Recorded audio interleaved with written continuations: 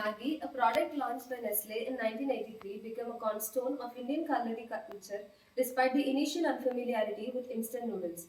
My name is Anand Lucas. I'm a student of DHRUVA College of Management, Hyderabad. Nestle's success story in India offers key lessons in marketing and business strategy. Firstly, market creation versus market penetration.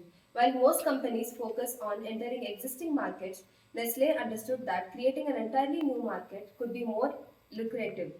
Instead of competing with Nissin in Japan, which had a well established instant noodles market, Nestle chose to introduce instant noodles to India, where they were previously unknown. This strategy move allowed Nestle to build a monopoly and dominate the market.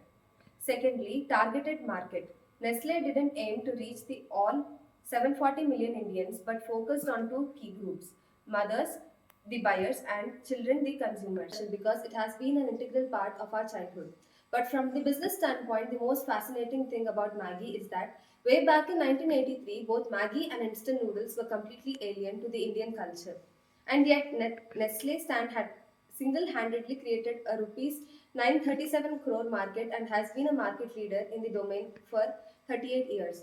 And in spite of giant rivals like ITC, Marico, and Unilever, even today, Maggi has a whopping 60% market share in the instant noodle segment. The question is, how did Nestle create a market for a seemingly alien dish in India? How did it almost establish a monopoly in the instant noodles market? And what are the lessons that we need to learn from Nestle's genius marketing strategy? This is a story that dates back to the 1950s. Japan, during that time, the country was still recovering from the downfall of World War II. So, noodles were one of the most affordable food in the market. But because the demand was too high and it took a lot time to be prepared, it resulted into long lines and long wait times. This is when a curious Japanese man named Fuku and decided to make a type of noodles that could be prepared quickly and cheaply, and after hundreds of iterations, he was firstly successful in making a revolutionary product that was all known today as the instant ramen noodles.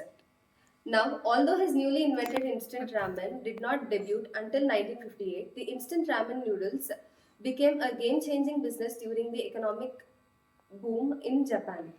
And as the country started developing rapidly, the instant ramen became such a big hit that, in spite of costing 6 times more than the conventional noodles, the Japanese still bought the instant ramen in large quantities. And soon enough, the instant ramen product started traveling abroad to the US to again become a massive hit. And even today, the parent company of ramen, Nissan, accounts for 50% of the billion-dollar instant noodles market in Japan. And while all this was happening, Nestle was carefully observing the market and realized that instant noodles are a goldmine product in Japan. But very cleverly, Nestle chose not to pursue the Japanese market. In spite of knowing that there was billion-dollar worth of market share still left to capitalize in Japan. The question is, when there was a clear market for the scalable product, that too in booming economy, why didn't Nestle enter the Japanese market? Campaign successfully reignited consumer sentiment, resulting in Maggie's regaining its top position within 2 years. And the lessons that we learn from Maggie's strategies are: firstly, focus on market creation. Identify unique market opportunities rather than competing its saturated ones. Secondly, target a specific audience. Tailor your products and market to meet the needs and focused consumer groups. Thirdly, understand consumer pains and interests. Solve real problems for your target audience to drive adoption. Fourthly, connect emotionally. Build a brand that resonates on an emotional level, thinking it memorable and irreplaceable.